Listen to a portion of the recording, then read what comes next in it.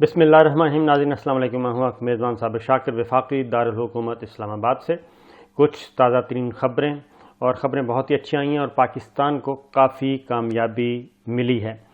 از خود ایک تو OIC کا اجلاس ہونا ہی پاکستان میں اسلام آباد میں ایک بہت بڑا ایونٹ تھا، اور 40-41 سال کے بعد اتنا بڑا ایونٹ ہوا۔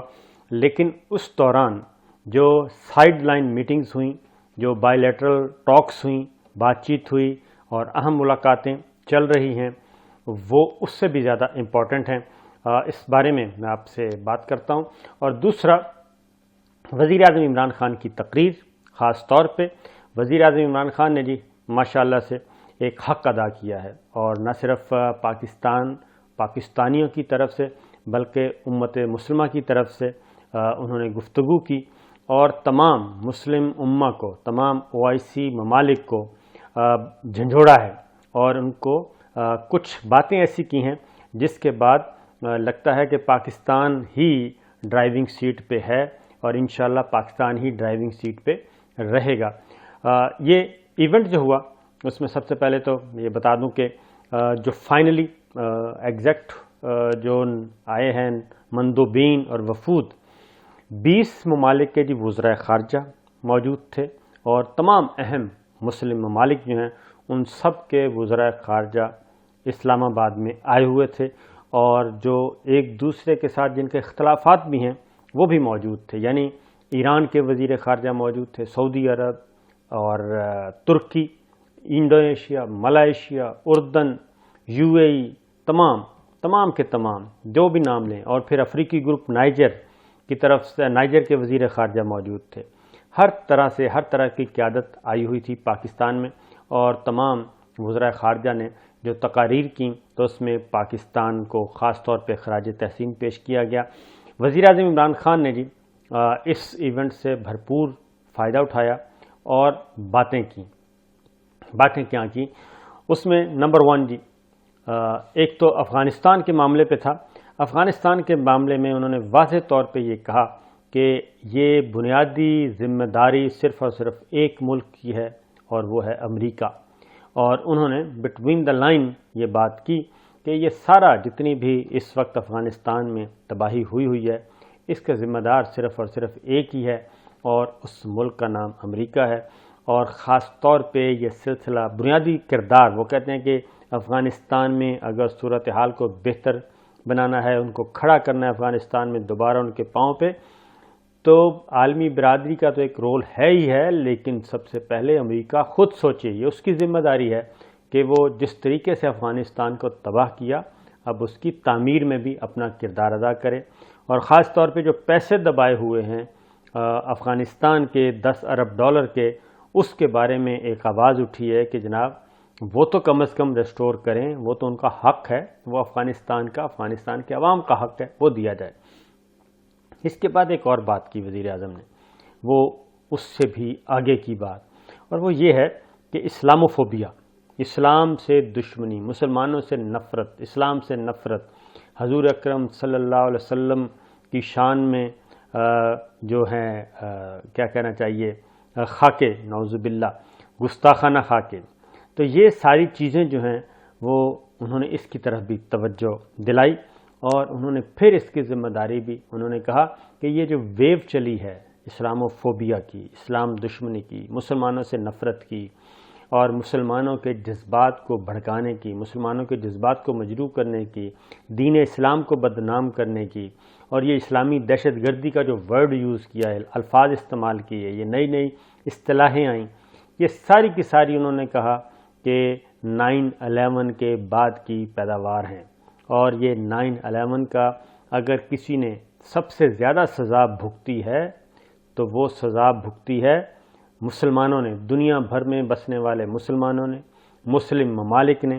اور خاص طور پہ جو ایک اسلام کے ساتھ نفرت، مسلمانوں کے ساتھ نفرت، یہ جتنی بھی آئی ہے وہ 9/11 کے بعد آئی ہے، اور اس کا ذمہ دار بھی انہوں نے انہی طاقتوں کو قرار دیا، اور انہی کو کہا کہ یہ نفرت اب آپ لوگوں کو خود کو ختم کرنا ہوگی۔ ایک بات، اس کے بعد ایک اور بات، وہ یہ کہ افغانستان کا معاملہ تھا، اور لیکن انہوں نے کہا کہ OIC کا ظاہر ہے وزراء خارجہ کا اجلاس ہے OIC کا، اور اتنے بڑے پیمانے پہ آئے ہوئے ہیں، اتنا بڑا فورم ہے، تو فلسطین کی بات نہ ہو یہ ممکن نہیں تھا۔ فلسطین کی بات کی، فلسطینیوں کے حقوق کی بات کی، اور اس کے بعد انہوں نے کشمیر کی بات کی، مقبوضہ کشمیر کے لوگوں کی بات کی، مقبوضہ کشمیر کے مکینوں کی بات کی، اور اپنا حق ادا کیا، اور پاکستان کی نمائندگی کی، پاکستان کی جو ایک سٹینڈ ہے پاکستان کا، اس کے حق ادا کیا۔ اور انہوں نے واضح طور پہ کہا کہ یہ صرف اقوام متحدہ کی ذمہ داری نہیں ہے، بلکہ یہ OIC کی بھی ذمہ داری ہے، اسلامی ممالک کی جو تنظیم، تعاون تنظیم، ان کی بھی ذمہ داری ہے، یہ جتنے بھی آپ لوگ بیٹھے ہیں سب کی ذمہ داری ہے کہ فلسطین کو، کشمیریوں کو ان کا حق ملنا چاہیے، ان کو ان کی سرزمین ملنی چاہیے، ان کو آزادیاں ملنی چاہیے۔ اور یہ سارا کام، اور اس فورم پہ خاص طور پہ کیونکہ 1 پوائنٹ ایجنڈا تھا، لیکن وزیر اعظم عمران خان نے سب سے پہلے افغانستان کا معاملہ اٹھایا، اور اس کے بعد پھر اگلی طرف ہو گئے، اسلاموفوبیا کی بات کی، پھر فلسطین کی بات کی، پھر کشمیر کی بات کی۔ اس کے بعد انہوں نے یہ بھی بتایا کہ پاکستان اس سلسلے میں کیا کر رہا ہے۔ واضح طور پر انہوں نے کہا کہ پاکستان بہت کام کر رہا ہے، اور پاکستان نے رحمت للعالمین اتھارٹی بنا دی ہے، اور اس کے مطابق اب یہ کنسیپٹ جو ہے حضور اکرم صلی اللہ علیہ وسلم کی ناموس کی حفاظت، اس کنسیپٹ کو رحمت للعالمین اتھارٹی، اس کا دائرہ کار اب وسیع کرنے کی بات کی جا رہی ہے، اور اس کو OIC کے لیول پہ، یعنی کہ تمام اسلامی ممالک آپس میں مل بیٹھیں، اور OIC میں بھی یہ ایک ڈیسک قائم ہونا چاہیے، ایک اتھارٹی قائم ہونی چاہیے، اور یہ عالمی رحمت للعالمین اتھارٹی بننی چاہیے۔ تو یہ چیز بھی انہوں نے ایک نیا کانسیپٹ دیا، اور پھر جو سائیڈ لائن میٹنگز ہوئی ہیں جی، اس میں خاص طور پہ اس کانسیپٹ کو آگے بڑھایا گیا ہے۔ اور ایک اور بات بھی بتا دوں کہ یہ سائیڈ لائن میٹنگ میں جو 41 سال بعد پاکستان کے اسلام آباد کے زیر سایہ اسلام آباد ایک چھت تلے پوری امت مسلمہ جمع ہوئی ہے، تو اس سے بھرپور قسم کا فائدہ اٹھایا گیا ہے۔ اور اگلی باتیں جو کی گئیں، پھر بتایا انہوں نے عمران خان صاحب نے کہ 5 ارب روپے مالیت کی صرف خوراک جو ہے وہ پاکستان افغانستان بھیج چکا ہے۔ یہ سلسلہ یہیں تک نہیں رکا، اب جو غیر ملکی ذرائع ابلاغ خبریں نشر کر رہے ہیں اور کیا سرائیاں لگا رہے ہیں، وہ سننے والی باتیں ہیں، وہ یہ ہے کہ یہ جی OIC کا جو اجلاس ہے، یہ صرف افغانستان کی امداد کے لیے نہیں ہے، یہ ان کی خوراک اور ادویات کے لیے نہیں تھا، بلکہ یوں کہنا چاہیے کہ آج اس کانفرنس کے بعد افغانستان کو تسلیم کرنے کی بنیاد رکھ دی گئی ہے۔ اور OIC جو ہے، OIC کے ممبر ممالک، یہ جو اجلاس ہوا ہے، اس کے در پردہ جو باتیں ہوئیں وہ یہ بھی تھیں کہ افغانستان کو تسلیم کیا جائے۔ اگر امریکہ اور مغربی ممالک تسلیم نہیں کرتے تو ان کی مرضی ہے، اس مسلم ممالک جو ہیں ان کو آگے بڑھنا چاہیے اور تسلیم کرنا چاہیے، کیونکہ جو پہلے افغان حکومت طالبان کی حکومت بنی تھی، اس وقت بھی پاکستان نے، سعودی عرب نے اور ترکی نے یہ تسلیم کر لیا تھا طالبان حکومت کو۔ تو اب بھی وہ کہتے ہیں کہ اب اس پہ بھی بات ہوئی ہے، تو یہ بات درست ہے کہ جو بائی لیٹرل ٹاکس ہوئی ہیں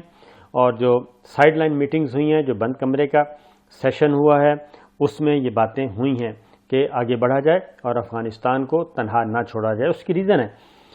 کہ جب OIC کا اجلاس ہوا، اقوام متحدہ نے افغانستان کے کسی نمائندے کو اپنے جنرل اسمبلی کے اجلاس میں نہیں بلایا تھا، ان کو نمائندگی بھی نہیں دی تھی، اور جبکہ مندوب کے مستقل مندوب جو افغانستان کے لیے تھا سہیل شاہین، ان کے کاغذات بھی بھیجے جا چکے تھے، ابھی تک اس پہ اپلیکیشن پہ فیصلہ نہیں ہوا۔ اور اب تو جو اشرف غنی کا آخری کریکٹر تھا ادھر زئی، وہ بھی مستعفی ہو چکا ہے، کیونکہ اس کو بھی اندازہ ہو گیا تھا کہ اب ان کی دال گلنے والی نہیں ہے، لہٰذا یہ بات آگے بڑھ رہی ہے۔ اور اب OIC کا جو اجلاس ہوا، اس میں افغانستان کے وزیر خارجہ امیر متقی خان پورے وفد کے ساتھ آئے ہوئے تھے، اور ان کے وفود موجود تھے۔ ان کی ملاقاتیں ہوئیں، تو اس پہ بھی ایک دھڑکا لگا ہوا ہے ویسٹ کو کہ جناب یہ اس طریقے سے افغانستان کے وزیر خارجہ کو بلانا اور اس طریقے سے اس کی ریکگنائز کیا گیا ہے، اس کی ریکگنیشن کی گئی ہے اور ایکنالجمنٹ ہے